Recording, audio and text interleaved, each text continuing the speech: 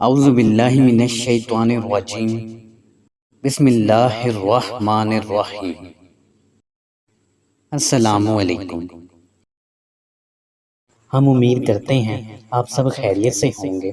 اللہ رب العزت سے ہم دعا کرتے ہیں آپ تمام دوستوں، بھائیوں اور بہنوں کو اپنی حفظ و امان میں رکھے، اور جن دوستوں نے ہمارے چینل کو سبسکرائب کیا، ان تمام لوگوں کے لیے بھی ہم دعا گو ہیں کہ اللہ رب العزت آپ کی تمام دعائیں، تمام جائز حاجات اور دلی مرادیں پوری فرمائے، آمین۔ اس ویڈیو میں ہم حضرت عزیر علیہ السلام کے بارے میں جانیں گے کہ کیسے اللہ پاک نے انہیں 100 سال تک مردہ رکھنے کے بعد دوبارہ زندہ کیا، اور جب 100 سال کے بعد دوبارہ وہ اپنے خاندان سے ملے تو انہوں نے ان کے ساتھ کیا سلوک کیا اور انہیں کیسے پہچانا۔ تو یہ سب جاننے کے لیے ویڈیو کو آخر تک ضرور دیکھیں۔ حضرت عزیر علیہ السلام کے معجزے کو بیان کرنے سے قبل ان کے حالات زندگی کا مختصر خاکہ پیش کرنا ضروری ہے تاکہ ان کے قصے اور معجزے کا مکمل ادراک ہو سکے۔ حضرت عزیر علیہ السلام حضرت ہارون علیہ السلام کی نسل میں سے ہیں۔ اس وقت ان کے خاندان اور دوسرے بنی اسرائیل کا قیام بابل میں محصوریت کی حالت میں تھا، کیونکہ بادشاہ بخت نصر نے ان پر حملہ آور ہو کر ان کو قیدی بنا لیا تھا اور بڑے بڑے قیدیوں کو بابل میں لے گیا تھا، جہاں ان کی نسلیں بڑی اور آباد ہوئیں۔ مگر محصوریت کی حالت میں بخت نصر نے جہاں دوسری قوم پر غارت گری کی، وہاں اس نے بنی اسرائیل کو بھی نہیں بخشا۔ حضرت عزیر علیہ السلام انتہائی زیرک، عقل مند اور ہوشیار تھے۔ بابل میں ذلت کی زندگی کو ناپسند کرتے تھے۔ قوم کی ذلت و محصوریت اور غلامی ان کو سخت غمگین اور پریشان کرتی تھی۔ حضرت عزیر علیہ السلام انتہائی عابد و صالح تھے اور تورات کی تلاوت کیا کرتے تھے، بلکہ تورات کے حافظ بھی تھے۔ بنی اسرائیل میں اس وقت ان کے سوا کوئی حافظ تورات نہیں تھا۔ ان سے پہلے ان کے والد اور دادا تورات کے حافظ تھے۔ عزیر علیہ السلام تورات پڑھتے، اس کے احکامات پر عمل کرتے اور دوسروں کو بھی اس پر عمل کرنے کی ترغیب دیتے۔ ان کے مواعظ، نصائح اور بہترین اخلاق سے پیش آنے اور استقامت کی وجہ سے اسرائیلی اور بابلی سبھی ان سے یکساں محبت کرتے تھے۔ اور حضرت عزیر علیہ السلام مستجاب الدعوات بھی تھے، یعنی ان کی ساری دعائیں قبول ہوتی، جس کے لیے بھی خیر کی دعا کرتے وہ ضرور قبول ہوتی۔ بڑے ہو کر حضرت عزیر علیہ السلام نے شادی کر لی اور اللہ پاک نے انہیں 2 بیٹے عطا کیے۔ جب ان کی عمر 40 سال کو پہنچی تو اللہ تعالیٰ کی طرف سے وحی آئی، ایک دن تم بابل کی محصوریت سے نکل جاؤ گے اور بنی اسرائیل کو بھی اس سے نجات ملے گی، اور اس سے نکل کر اپنے اصل وطن ارض مقدسہ کی تعمیر نو کرو گے۔ حضرت عزیر علیہ السلام نے اس وحی کے متعلق کسی کو بھی نہیں بتایا کہ کہیں اس کی وجہ سے بنی اسرائیل مشکلات میں مبتلا نہ ہو جائیں۔ زمانہ گزرتا گیا، مگر حضرت عزیر علیہ السلام کے دل میں بابل کی غلامی والی زندگی سے نکلنے اور وحی الہی کے مطابق ارض مقدسہ کو آباد کرنے کے محرکات بڑھتے رہے، اور ان محرکات میں دن بدن اضافہ ہوتا رہا، اور ایک دن آپ کے اشتیاق میں شدت آ گئی، حتیٰ کہ بابل کو چھوڑنے کا فیصلہ ہی کر لیا۔ مگر اپنے ارادے کو عملی جامہ پہنانے کی راہ میں حائل مشکلات کا جائزہ لیتے رہے کہ بیوی کا کیا بنے گا، بیٹے کہاں جائیں گے، اس خادمہ کا کیا ہوگا جو ساری زندگی ان کی خدمت کرتی رہی اور امانتوں اطاعت میں ہمیشہ ان کی پیروی کرتی رہی ہے، اور دل ہی دل میں سوچنے لگے کہ ان ساروں کو ساتھ لے جانے کی کیا صورت ہوگی، جبکہ بابل کے آس پاس سخت پہرا ہے۔ یہ بادشاہ کے پہرے دار کس وقت غافل ہوں گے۔ یہ مشکلات اس راہ میں حائل تھیں، حتیٰ کہ ان کو احساس ہوا کہ ان مشکلات کے ہوتے ہوئے ارادے کی تکمیل تعطل کا شکار ہوگی۔ مگر اس معاملے میں غور کرتے رہے۔ آخرکار رات کا کافی حصہ گزرنے کے بعد جب تمام لوگ سو گئے تو ایک محفوظ مکان میں اپنے بیوی، بچوں اور خادمہ کو جمع کیا اور ان کو اپنے ارادے سے آگاہ کیا، اور فرمایا میں نے بابل سے نکل جانے کا فیصلہ کر لیا ہے۔ بیوی کہنے لگی آپ نے کہاں جانے کا ارادہ کیا ہے؟ حضرت عزیر علیہ السلام نے فرمایا ارض مقدسہ کی طرف۔ بیوی کہنے لگی یہ بہت مشکل کام ہے، اس لیے کہ ہم بخت نصر کی فوجوں کی لپیٹ میں ہیں۔ مگر حضرت عزیر علیہ السلام ہر قیمت پر بابل کو چھوڑنے پر مصر تھے، اس لیے کہ وہ بابل چھوڑنے کو حکم الہی سمجھتے تھے۔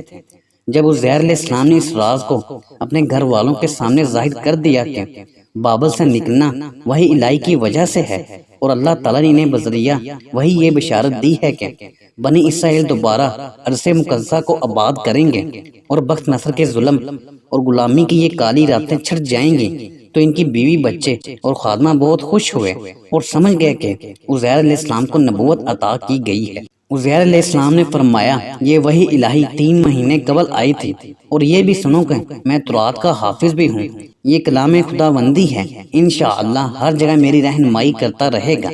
یہ ساری گفتگو سن کر بیوی کہنے لگی کہ تو پھر بنی اسرائیل کو اس سے مطلع نہ کر دیا جائے تاکہ وہ خوش ہو جائیں اور ان کے عزائم بلند ہوں اور ذلت و اہانت کی زندگی سے نجات پانے کا داعیہ پیدا ہو۔ بیوی اور بچوں نے یہ بھی کہا آپ اکیلے ارض مقدسہ کو آباد نہیں کر سکتے اور نہ ہی وہاں آپ کو کوئی معین مددگار ملے گا، حتیٰ کہ وہاں ایک فرد بھی آپ کو نہیں ملے گا جسے آپ تورات کی تعلیم دے سکے۔ یہاں ہمارے پاس رہیں گے تو ہمیں فائدہ ہوگا، ہم آپ سے تورات کے احکامات کی تعلیم حاصل کر لیں گے۔ حضرت عزیر علیہ السلام نے فرمایا یہ اللہ کا حکم ہے جو کہ ہو کر رہے گا، میں ہرگز اللہ کے حکم کی نافرمانی نہیں کر سکتا، بس اللہ تعالیٰ نے فرما دیا ہے کہ یہ ہوگا، مگر میں نہیں جانتا کہ کیسے ہوگا، مگر ہوگا ضرور۔ کچھ عرصہ کے بعد بنی اسرائیل بھی مجھے ملیں گے اور تم لوگ بھی ضرور مجھ سے ملو گے۔ صبر سے کام لو، بے صبری مت دکھاؤ، یہ اللہ تعالیٰ کا فیصلہ ہے، کوئی بھی اللہ کے فیصلے کو نہیں روک سکتا۔ مستقبل قریب میں ہم ارض مقدسہ میں جمع ہو جائیں گے۔ بابل سے نکلنے کی رات حضرت عزیر علیہ السلام نے گھر والوں کو تاکید کی کہ میرے معاملے کو مخفی رکھا جائے، کوئی میرے بارے میں پوچھے تو اس سے کہا جائے کہ گھر سے نکلے ہیں، نہیں معلوم کب واپس آئیں گے۔ ان کے جانے سے بیوی بچے غمگین ہونے لگے تو حضرت عزیر علیہ السلام نے فرمایا صبر کرو، ہم ضرور ملاقات کریں گے۔ اللہ تعالیٰ نے یہی وحی فرمائی ہے، غمگین مت ہو جاؤ، رونا دھونا بند کرو اور اپنی آوازوں کو پست کرو تاکہ کسی کو خبر نہ ہو۔ اب میں آپ لوگوں کو اللہ تعالیٰ کے حوالے کر کے جا رہا ہوں۔ جانے لگے تو بیوی نے پوچھا سواری کے لیے کیا انتظام ہے؟ فرمایا چند دن قبل اس غرض کے لیے ایک مضبوط دراز گوشت خرید کر رکھی ہے۔ بیوی کہنے لگی وہ کہاں ہے؟ فرمایا میرے دوست کے پاس ہے اور ان سے وعدہ لیا ہے کہ روانگی کے وقت شہر پناہ سے باہر لا کر میرے حوالے کرے گا۔ کہنے لگی بابل کو چھوڑنے کے متعلق آپ کے دوست باخبر ہیں؟ حضرت عزیر علیہ السلام نے فرمایا جی ہاں، اسے علم ہے اور مجھ پر سب سے پہلے ایمان لانے والا بھی وہی ہے، انشاءاللہ وہ میرے تمام معاملات کو راز میں رکھے گا۔ آپ کا وہاں سے جانا بیوی بچوں کے لیے بہت مشکل اور دشوار گزار امر تھا۔ انہوں نے انتہائی غم و حزن کے ساتھ ان کو رخصت کیا اور عزیر علیہ السلام بابل سے نکلنے کے لیے چل پڑے۔ حضرت عزیر علیہ السلام نے انتہائی دشوار ترین اور طویل ترین سفر کے لیے کمر ہمت باندھ لی اور خوف انتظار کی حالت میں بابل سے نکلنے میں کامیاب ہوئے، اس لیے کہ بخت نصر کی فوج ہر طرف بابل کو گھیرے میں لیے ہوئے تھی۔ آپ کو طویل سفر بڑی مشقت کے ساتھ طے کرنے کے بعد معلوم ہوا کہ ارض مقدسہ میں داخل ہو گیا ہوں، جس کی زیارت کے لیے مدتوں سے مشتاق تھے۔ جب اس میں داخل ہوئے تو عجیب منظر دیکھا کہ وہاں کہیں بھی آبادی کے کوئی آثار نہیں ہیں، بلکہ تمام چیزیں الٹی پڑی ہیں، 30 سال سے برباد ہوا پڑا ہے اور بخت نصر کی فوجوں نے اس کو تہو بالا کر کے رکھ دیا ہے۔ یہاں سے بیت المقدس کی طرف چل پڑے اور بیت المقدس کے متعلق بہت سے واقعات ان کو یاد آئے اور یکے بعد دیگرے ان واقعات کو سوچتے رہے۔ مثلا بنی اسرائیل کے بادشاہ نے بخت نصر کے سامنے حاضری دی اور صلح کی درخواست کی اور صلح کے بدلے بہت سے قیمتی جواہرات اس کی خواہش کے مطابق اس کو دیے۔ بخت نصر نے اس پر بس نہیں کیا بلکہ بنی اسرائیل کے بعض سرداروں کو اپنی تحویل میں لینے کا مطالبہ کیا تاکہ صلح کو برقرار رکھنے کے طور پر وہ گروی بن جائیں اور سرکشی نہ کرنے کی ضمانت ہو۔ اور وہ واقعہ بھی انہیں یاد آیا کہ جب بخت نصر نے اپنی فوجوں کو لے کر ان پر چڑھائی کی تو بنی اسرائیل کے لوگ خوفزدہ ہو کر لڑنے کی بجائے اپنے اپنے گھروں میں چھپ گئے اور بادشاہ نے مجبور ہو کر بخت نصر سے صلح کی اور اس صلح کے بدلے اس کے بہت سارے اموال دیے۔ اور جب وہ مال لے کر چلے گئے تو یہ لوگ گھروں سے باہر نکلے اور بادشاہ پر صلح کرنے کی وجہ سے غضبناک ہوئے اور کہنے لگے کہ صلح کرنے کی کیا ضرورت تھی، ہم بخت نصر کے ساتھ قتال کرنے کی طاقت رکھتے ہیں۔ یہ کہہ کر بادشاہ پر حملہ آور ہو کر اس کو قتل کر ڈالا اور صلح کو توڑ دیا۔ بت نصر کو جب واقعے کا علم ہوا تو دوبارہ بیت المقدس پر چڑھ دوڑا اور بیت المقدس کو سخت محاصرے میں لے لیا اور شہر پناہ کو توڑنے لگا، حتیٰ کہ شہر پناہ مکمل منہدم ہو گیا تو اس کی فوجیں شہر میں داخل ہو گئیں اور پورے شہر کو تہو بالا کر دیا۔ عورتوں بچوں تک کو قتل کر ڈالا، ان کے گھروں اور فصلوں کو برباد کر کے چھوڑا، لوگوں کو قتل کر دیا اور قیدی بنا لیا اور غارت گیری کی انتہا کر دی۔ تمام شہر برباد ہو گئے، خون کی ندیاں بہہ گئیں۔ کچھ مصر کی طرف اور کچھ مکہ و حجاز کی طرف بھاگنے میں کامیاب بھی ہوئے۔ جو بچے ان کو بت نصر نے قید کر لیا، مگر ان میں سے جوانوں کو قتل کر ڈالا اور عورتوں اور بچوں کو زندہ چھوڑ کر غلام بنا لیے۔ حضرت عزیر علیہ السلام نے جب بیت المقدس کو ہر طرف سے برباد حالت میں دیکھا تو یہ سب واقعات ان کے ذہن میں یکے بعد دیگرے گھومتے رہے۔ درختوں کو دیکھا کہ ان میں لگے پھل سالہ سحال سے نہ چننے کی وجہ سے وہ نئے پرانے پھلوں سے بھرے ہیں، غرض ہر طرف بربادی ہی بربادی تھی۔ اسی اثنا میں حضرت عزیر علیہ السلام کو دور سے بھیڑیوں اور درندوں کی آوازیں سنائی دیں تو ادھر ادھر دیکھنے لگے کہ کہیں کوئی بشر نظر آئے، مگر کسی آدمی کے وجود کا کوئی تصور ہی نہیں۔ بہرحال چلتے چلتے القدس پہنچ گیا، وہاں بت نصر کی قتل گاہ کو دیکھا۔ ہر طرف مقتولین کی پرانی ہڈیاں بکھری پڑی ہیں اور دیواروں پر سیاہ و خشک خون لگا ہوا دیکھا، اور ہزاروں انسانی کھوپڑیاں بت نصر کی درندگی پر دلالت کر رہی تھیں۔ عزیر علیہ السلام نے دیکھا کہ نہ گھروں کا وجود ہے، نہ عبادت خانے باقی ہیں، سب کے سب مٹی کے ڈھیر میں تبدیل ہیں۔ اس وحشت ناک مناظر کو دیکھ کر حضرت عزیر علیہ السلام دہشت زدہ ہو گئے۔ بت نصر کے اس غارت گری کے زمانے میں حضرت عزیر علیہ السلام کی عمر تقریباً 10 سال کی تھی، لیکن اپنے آباء و اجداد سے اس کی ہولناکیوں کے واقعات کو سنتے رہتے تھے، مگر ان کو اندازہ نہیں تھا کہ تباہی بربادی اس حد تک ہوگی جو وہ اپنی آنکھوں سے دیکھ رہے ہیں۔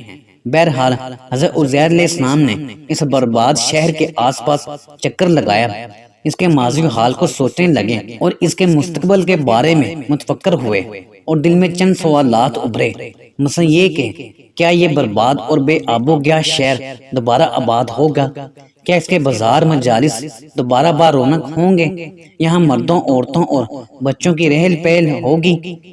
چونکہ اللہ تعالیٰ کی طرف سے وحی یہ آئی تھی کہ یہاں دوبارہ زندگی کے آثار نمایاں ہوں گے، لوگوں کی چہل پہل ہوگی، اس کے کھیت اور فصلیں پھر سے لہلانے لگیں گی، تمام رونقیں واپس لوٹ آئیں گی۔ ان سب کو سوچ کر تھوڑی دیر کے بعد گویا ہوئے، اللہ تعالیٰ اس کو اس کے مرنے کے بعد کیوں کر زندہ کرے گا، یعنی اس شہر کو ویران و بے آباد ہونے کے بعد دوبارہ کیسے آباد کرے گا۔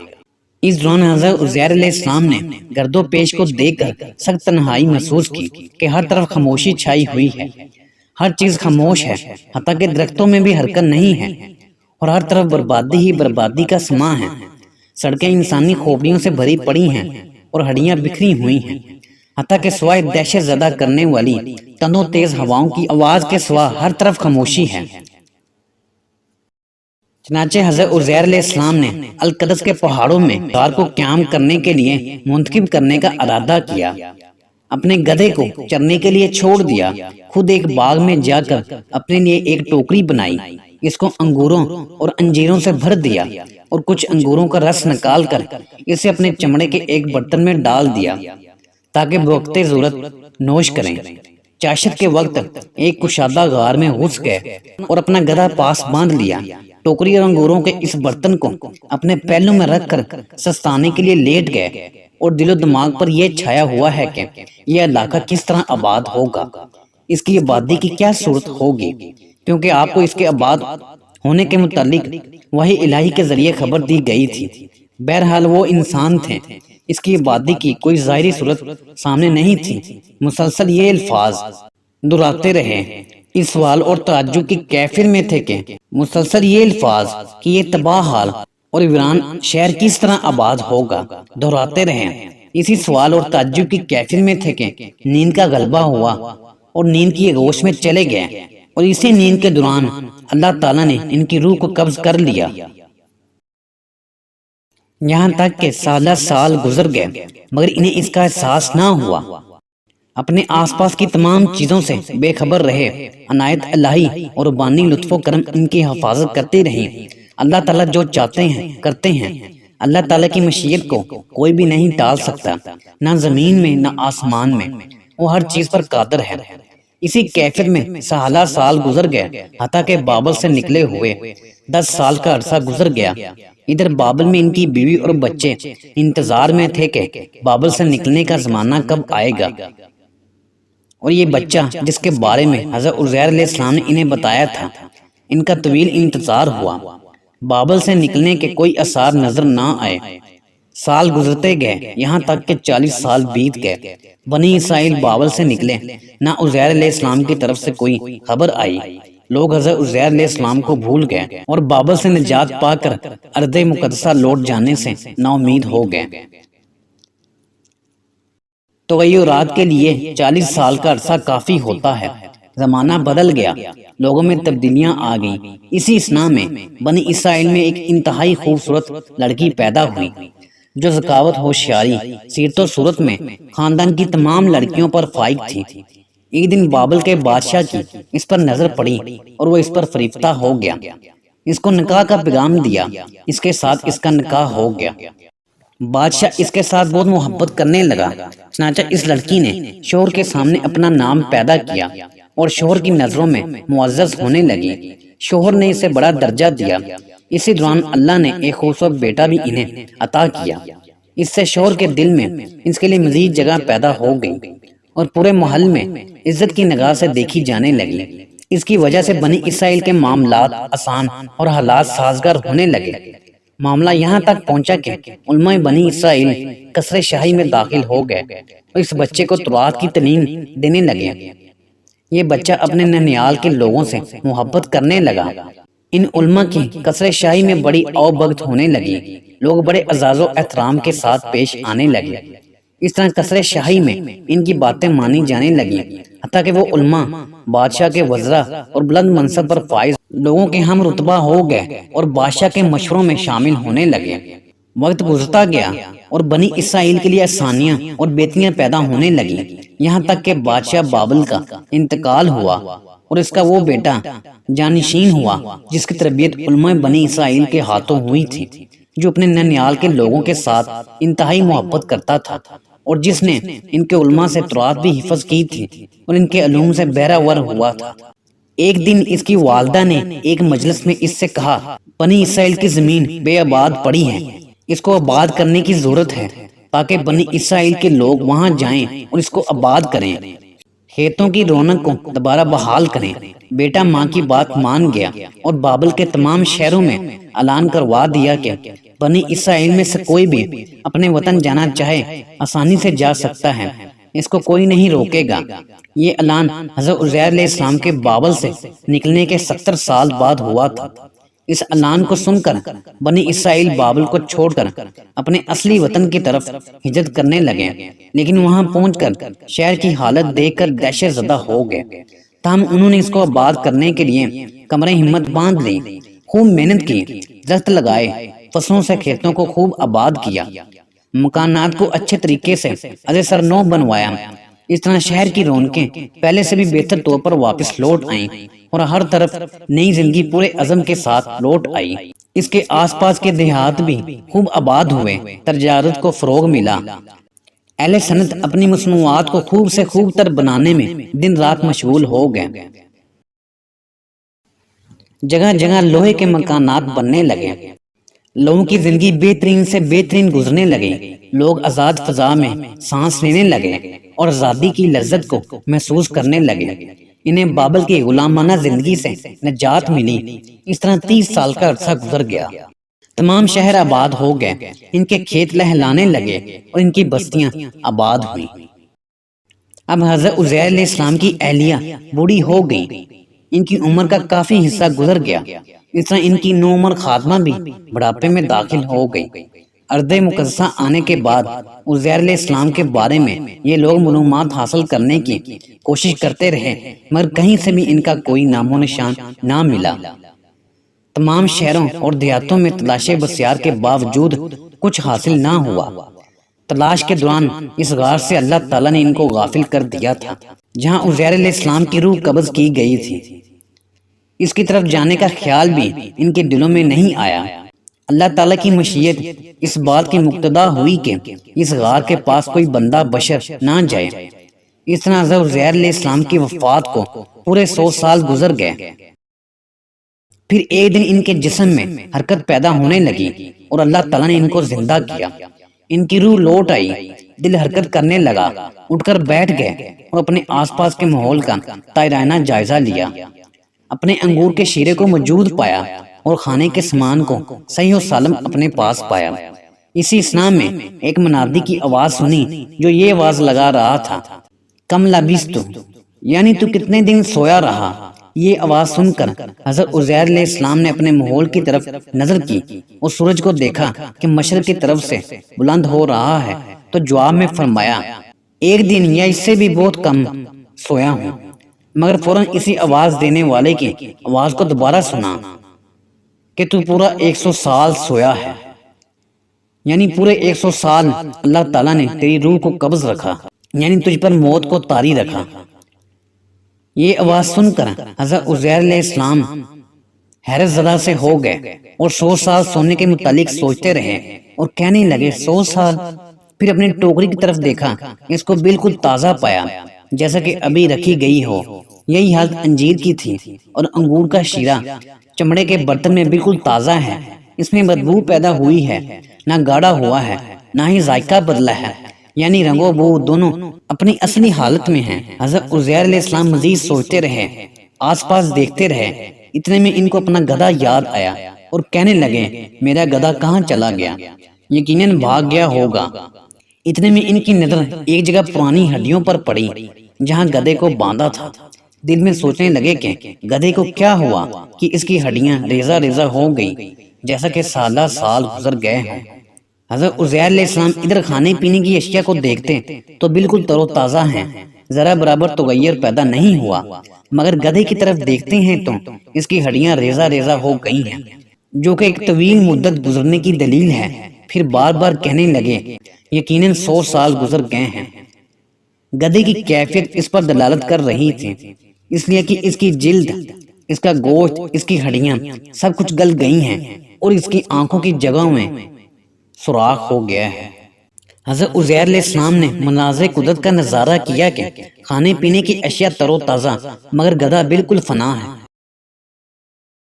یہ قدرت کی ایک نشانی ہے اور عظیم نعمت الہی ہے، اور حضرت عزیر علیہ السلام بار بار یہ فرماتے رہے، یہ اللہ کی ایک نشانی ہے، یہ اللہ کی ایک نشانی ہے، اور بار بار اللہ تعالیٰ کی تسبیح بیان کرتے رہے۔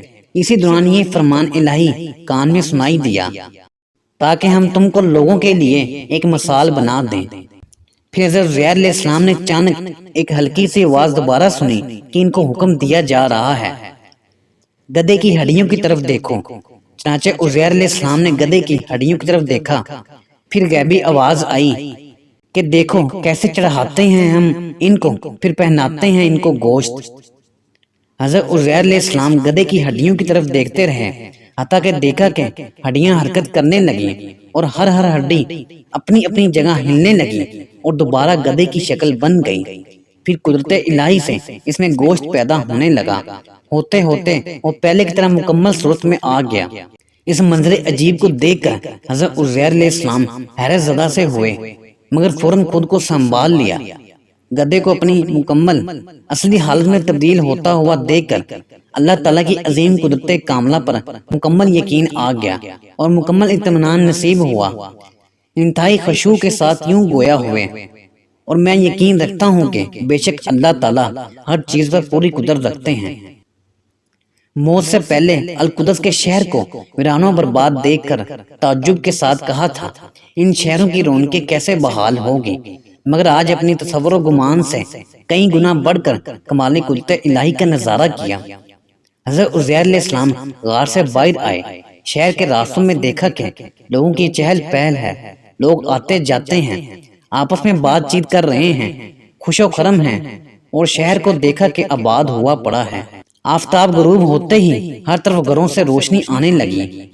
اس کیفر کو دیکھ کر حضرت عزیر علیہ السلام بہت مسرور ہوئے اور نعمت الہی کا شکر ادا کیا اور یقین پختہ ہو گیا کہ اللہ تعالیٰ ہر چیز پر قادر ہے۔ اس کے بعد شہر کے حالات معلوم کرنے کے لیے شہر کی طرف چل پڑے کہ 100 سال کے بعد اس میں کیا کیا تغیرات آئے ہیں اور لوگوں کا کیا حال ہے، وہ خوش ہیں یا اب بھی ان پر غم کے آثار ہیں، میرے خاندان کا کیا حال ہوا ہوگا، ان میں کچھ لوگ زندہ بھی ہیں یا سب مر چکے ہیں۔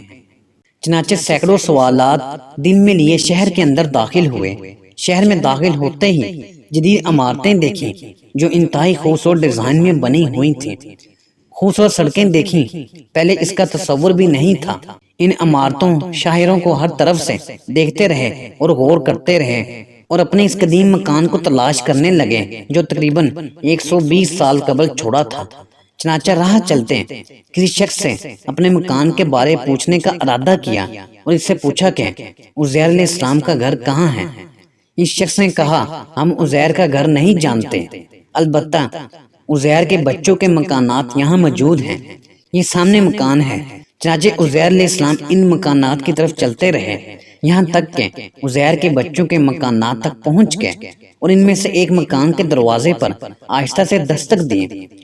اندر سے آواز آئی، کون ہے جو دروازہ کھٹکا رہا ہے؟ دروازے پر کون ہے؟ حضرت عزیر علیہ السلام نے فوراً جواب دیا، میں عزیر ہوں۔ اندر سے آواز آئی، کیا مذاق کر رہے ہو، کون عزیر؟ عزیر علیہ السلام نے فرمایا، دروازہ کھولو، تجھے پتہ چل جائے گا میں عزیر ہوں، میں نہ مذاق کر رہا ہوں نہ جھوٹ بولتا ہوں۔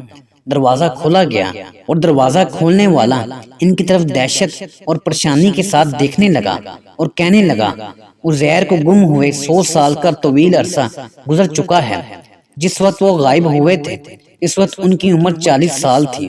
میرے والد یہی فرماتے ہیں، یعنی وہ حضرت عزیر علیہ السلام کا پوتا تھا جس نے دروازہ کھولا تھا۔ اور پھر ان کا پوتا کہنے لگا، اگر بالفرض وہ زندہ بھی ہیں تو ان کی عمر اس وقت 140 سال ہوگی، حالانکہ آپ ان کے پوتوں سے بھی چھوٹے لگ رہے ہیں، ہم آپ کو عزیر کیسے مان سکتے ہیں؟ عزیر اور ان کے پوتے کے درمیان یہ مکالمہ لوگوں نے سنا اور ان کے پاس جمع ہو گئے اور سوالات کی بوچھاڑ کر دی، اور حضرت عزیر علیہ السلام انتہائی اطمینان اور وثوق کے ساتھ ان کے سوالات کا جواب دیتے رہے۔ وہ فرمانے لگے، اللہ تعالیٰ نے مجھ پر پورے 100 سال موت طاری کر دی اور 100 سال کے بعد دوبارہ زندہ ہو کر میں نے دیکھا کہ میرے کھانے پینے کی چیزیں اپنی اصلی حالت میں ہیں، خراب ہوئی ہیں، نہ ان میں بو پیدا ہوئی ہے، اور میرا گدھا بالکل ختم ہو گیا ہے۔ پھر دیکھا کہ اس کی ہڈیاں حرکت کرتی ہوئیں اپنی اپنی جگہوں پر آ کر جڑنے لگیں۔ اللہ تعالیٰ نے ان پر گوشت چڑھایا، پھر مکمل ہو کر گدھا آواز دینے لگا اور بڑی زوردار آواز میں بولنے لگا۔ یہ سب کچھ مکمل 100 سال گزرنے کے بعد ہوا، جبکہ میں اس طویل عرصے کو ایک دن یا اس سے بھی بہت کم سمجھ رہا تھا، لیکن اللہ تعالیٰ نے مجھے بتایا کہ ایک دن 100 سال کی مدت ہے۔ یوں اللہ تعالیٰ کی کمال قدرت ظاہر ہوئی کہ اللہ تعالیٰ ہر چیز پر قادر نہیں۔ اسی اثناء میں ایک انتہائی بوڑھی عورت جو بمشکل دوار کے ساتھ ٹیک لگا کر بیٹھ سکتی تھی ظاہر ہوئی اور آواز دینے لگی، اسے گھر کے اندر لے آؤ۔ عزیر علیہ السلام کے اندر کچھ علامتیں تھیں، اگر یہ شخص واقعی عزیر ہے تو میں ان علامات کے ذریعے اسے پہچان لوں گی۔ چنانچہ عزیر علیہ السلام اندر تشریف لے گئے تو دیکھا ایک نابینا بوڑھی عورت بیٹھی ہے، زمانے نے اس کو ہلاکت کے دہانے تک پہنچا دیا ہے۔ وہ کہنے لگی کہ کیا تم خود کو عزیر علیہ السلام کہتے ہو؟ عزیر علیہ السلام نے فرمایا، جی ہاں میں عزیر ہوں۔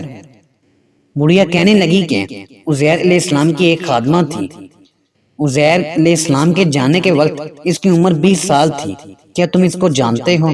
عزیر علیہ السلام نے فرمایا، جی ہاں جانتا ہوں، اس کا نام اشتر تھا، میرے جانے کے وقت اس کی عمر 20 سال تھی، اس وقت اگر وہ زندہ ہے تو اس کی عمر 120 سال ہوگی۔ بڑھیا نے کہا، کیا تم جانتے ہو میں ہی اشتر عزیر کی خادمہ ہوں؟ اور حضرت عزیر علیہ السلام میں ایک علامت تھی، یعنی وہ مستجاب الدعوات تھے، ان کی ہر دعا قبول ہوتی تھی۔ اگر تم واقعی عزیر علیہ السلام ہی ہو تو میرے لیے اللہ تعالیٰ سے دعا کرو کہ میری بصارت لوٹ آئے اور میں دیکھنے لگ جاؤں اور چلنے سے قاصر ہوں، دعا کیجئے میری ٹانگیں صحیح اور تندرست ہو جائیں۔ حضرت عزیر علیہ السلام نے اللہ تعالیٰ سے دعا کی اور اپنا دست مبارک ان کی آنکھوں پر پھیر دیا تو بڑھیا اپنی آنکھوں سے دیکھنے لگی اور اپنے پیروں پر کھڑی بھی ہو گئی، اور پھر حضرت عزیر علیہ السلام کے چہرے کی طرف غور سے دیکھتی رہی اور کہنے لگی، میں گواہی دیتی ہوں تم واقعی عزیر علیہ السلام ہی ہو۔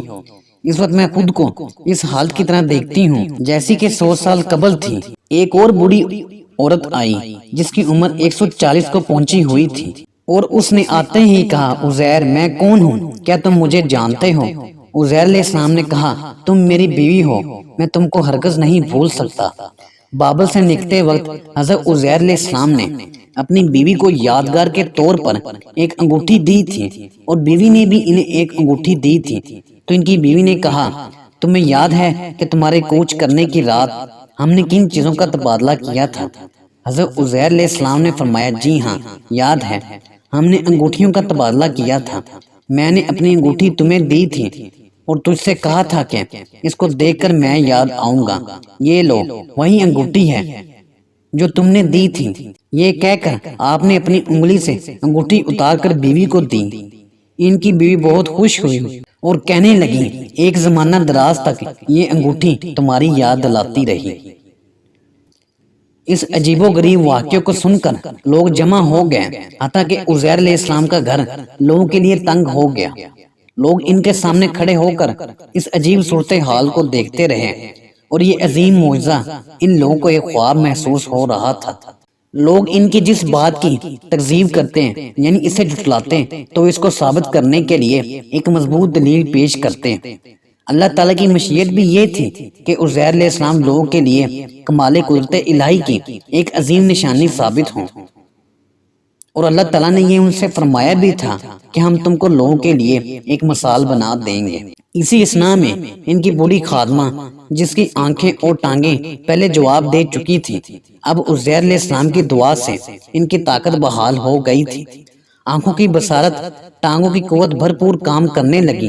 وہ اچانک اٹھی اور قریب کے ایک مکان میں گئی جہاں زمان بنی اسرائیل کی مجلس تھی، اور حضرت عزیر علیہ السلام کی آمد کی خبر کر دی۔ اس مجلس میں ایک انتہائی عمر رسیدہ شخص بیٹھا ہوا تھا جو کہ حضرت عزیر علیہ السلام کا بیٹا تھا، جو کہ عمر کی آخری حد کو پہنچ چکا تھا، یعنی 118 سال کو پہنچ چکا تھا، اور صدر مجلس کے طور پر بیٹھا ہوا تھا۔ وہ خادمہ چیختی ہوئی ان کے پاس پہنچی اور کہنے لگی، عزیر آ گئے ہیں۔ یہ آواز سن کر عزیر علیہ السلام کے بیٹے نے سر کو اوپر اٹھایا اور اپنی کمزور اور نحیف نظروں سے اس عورت کی طرف دیکھ کر کہنے لگا، یہ لڑکی کون ہے؟ خادمہ نے کہا، میں تمہارے باپ عزیر علیہ السلام کی خادمہ تو ہوں، اشتر میرا نام ہے۔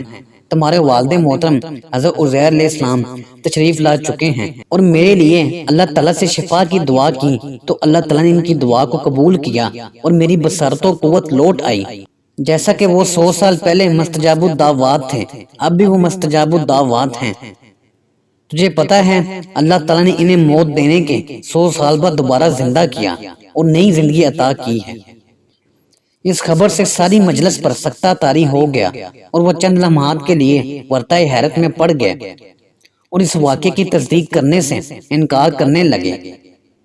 مگر عزیر علیہ السلام کی خادمہ ان کے سامنے اس کے صحیح ہونے کی زندہ مثال تھی اور سارا واقعہ ان کے سامنے بیان کر چکی تھی، اور انہیں بھی معلوم تھا کہ عزیر علیہ السلام مستجاب الدعوات تھے، اور وہ اپنے آباء و اجداد سے یہ سنتے چلے آ رہے تھے۔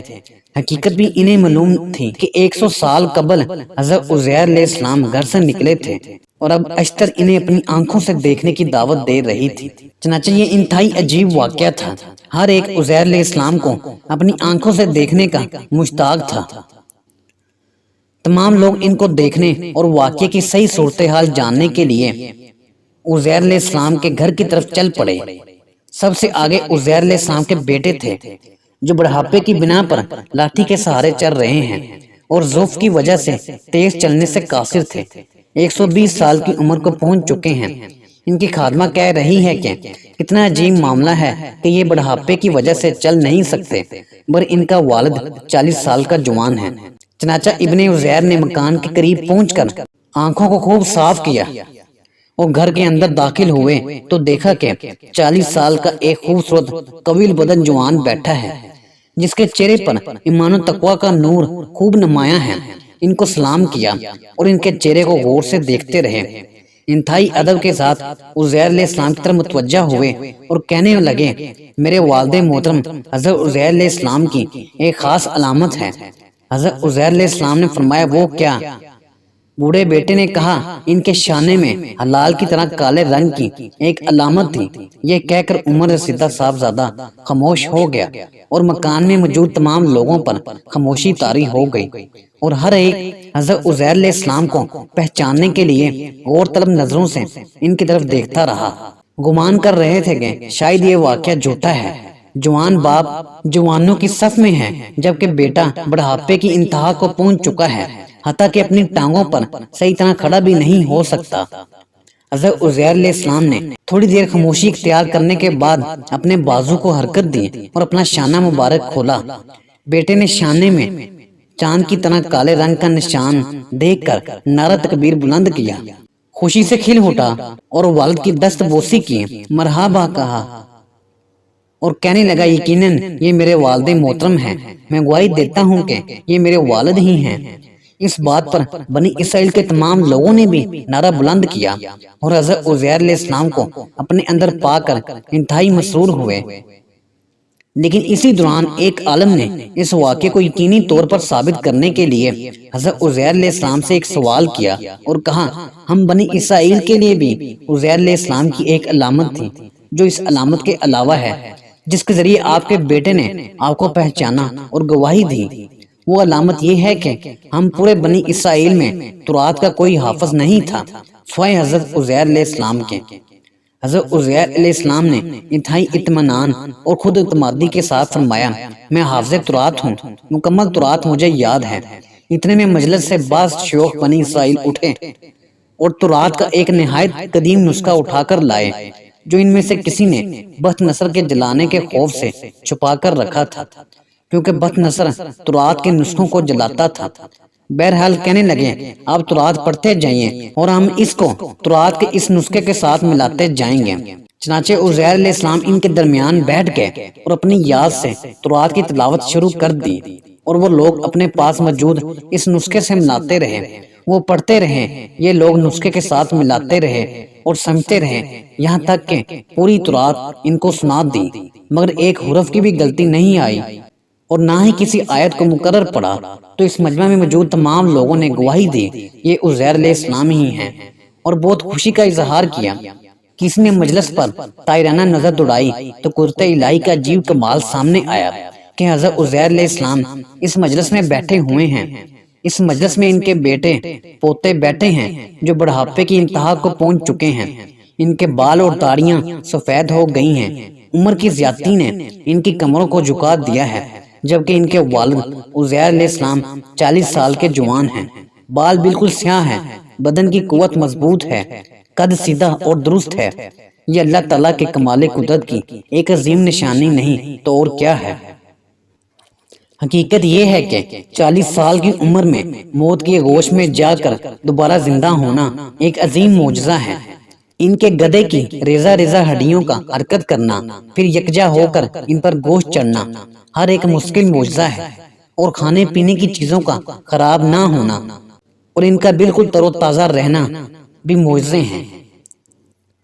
قرآن کریم نے حضرت عزیر علیہ السلام کے واقعے کو بیان فرمایا تاکہ لوگ اس سے سبق حاصل کریں اور مرنے کے بعد دوبارہ زندہ ہونے کو جان لیں کہ اللہ تعالیٰ ہر چیز پر قادر ہے، اور یہ بھی جان لیں کہ اللہ تعالیٰ مردوں کو موت کے بعد دوبارہ اٹھانے پر قادر ہے۔ وہی ذات کھانے پینے کی چیزوں کی خالق ہے، اور وہی ان کو مدتوں صحیح سالم برقرار بھی رکھ سکتی ہے، جس میں کوئی بدبو پیدا ہو نہ خرابی ہو۔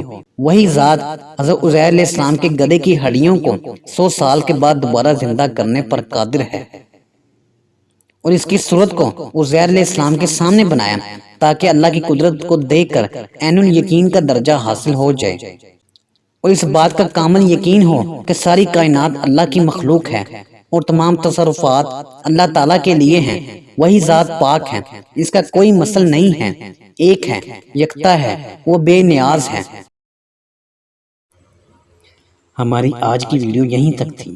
ناظرین اسی امید کے ساتھ ہم آپ سے اجازت چاہیں گے کہ آپ کو ہماری آج کی ویڈیو پسند آئی ہوگی۔ ملتے ہیں بہت جلد ایک نئی معلوماتی ویڈیو کے ساتھ، تو دیکھتے رہیں اسلامک ڈائری۔ اللہ آپ کا حامی و ناصر ہو۔